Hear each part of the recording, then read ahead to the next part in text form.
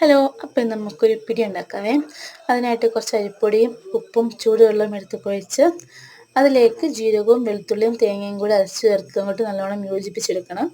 എന്നിട്ട് നമുക്ക് ഇതിനാവശ്യമായ വെള്ളവും തിളപ്പിക്കാൻ വെച്ച് ജീരകവും കുറച്ച് തേങ്ങയും ചേർത്ത് മാറ്റി വെക്കണം. പിന്നെ നമുക്ക് ബോൾസൊക്കെ പിടിക്കാവേ.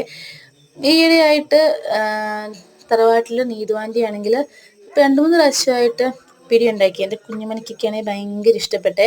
അവളിത് മുട്ടയാണെന്നും പറഞ്ഞ് 2-3 പ്രാവശ്യം തിന്നുന്നുണ്ട്. അപ്പം ഞാൻ ഓർത്തുകൊണ്ട് എൻ്റെ കുഞ്ഞുമണിക്ക് ഇത് ഉണ്ടാക്കി കൊടുക്കാം.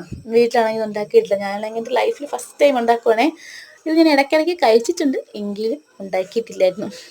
എനിക്ക് തോന്നുന്നു ഈ ഒരു ഡിഷിൽ ഏറ്റവും ബോറിങ് അല്ലെങ്കിൽ ടൈം പോകുന്നൊരു പരിപാടി ഈ കുഞ്ഞു ബോൾ എടുക്കുക. ഞാനപ്പം അയച്ചുവിന് വായിൽ ചെയ്യുന്നതിനനുസരിച്ച് കുഞ്ഞു ബോൾസ് ആക്കിയിട്ടാണേ ഇട്ടത്. കുറേ നേരം കുഴച്ചപ്പോഴേക്കൊക്കെ എടുത്തു.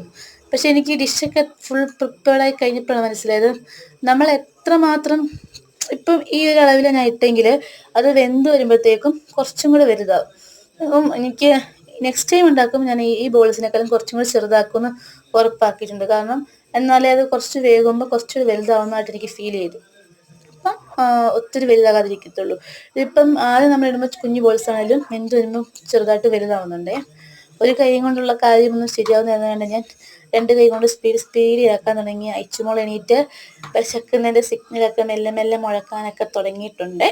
അപ്പം അതൊക്കെ ഇത് ഇഷ്ടപ്പെട്ട ഡിഷാണ് കൊടുക്കാമല്ലോ. അപ്പം ഞാൻ ഇടയ്ക്കിടയ്ക്ക് പോയി വെള്ളം നോക്കുന്നുണ്ട്, വെള്ളമൊക്കെ തിളയ്ക്കാനായോ എന്നൊക്കെ നോക്കുന്നുണ്ടേ.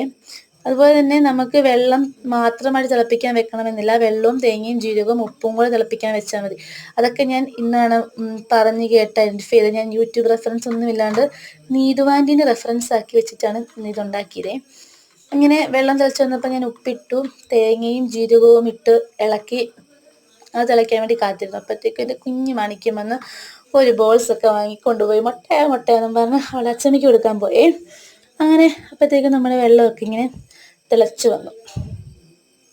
അതിലേക്ക് ഞാൻ ഓരോരോ ബോൾസൊക്കെ ഇട്ട് കുറച്ച് നേരം വെയിറ്റ് ശേഷം മെല്ലെ ഇളക്കി കൊടുക്കുന്നുണ്ടേ.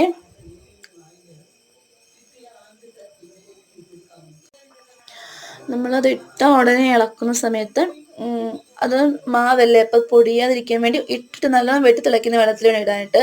ഇട്ട ശേഷം നമ്മൾ ഒരു മിനിറ്റൊക്കെ കഴിയുമ്പോഴത്തേക്കും മെല്ലെ ഒന്ന് അടിച്ചേർത്ത് ഇളക്കി കൊടുത്താൽ മതി. പിന്നെ നമ്മൾ പ്രത്യേകം ശ്രദ്ധിക്കണം, നമ്മൾ ഇടയ്ക്കിടയ്ക്ക് ഇളക്കണം. പിന്നെ ഇത് പാളിപ്പോയെന്ന് ഓർത്ത് ഞാൻ കുറച്ച് പൂരിയൊക്കെ ഉണ്ടാക്കാനായിട്ട് മാവൊക്കെ കുഴച്ച് വെച്ചിട്ടുണ്ടായിരുന്നേ. പക്ഷെ ഭാഗ്യത്തിന് ആവശ്യം വന്നില്ല.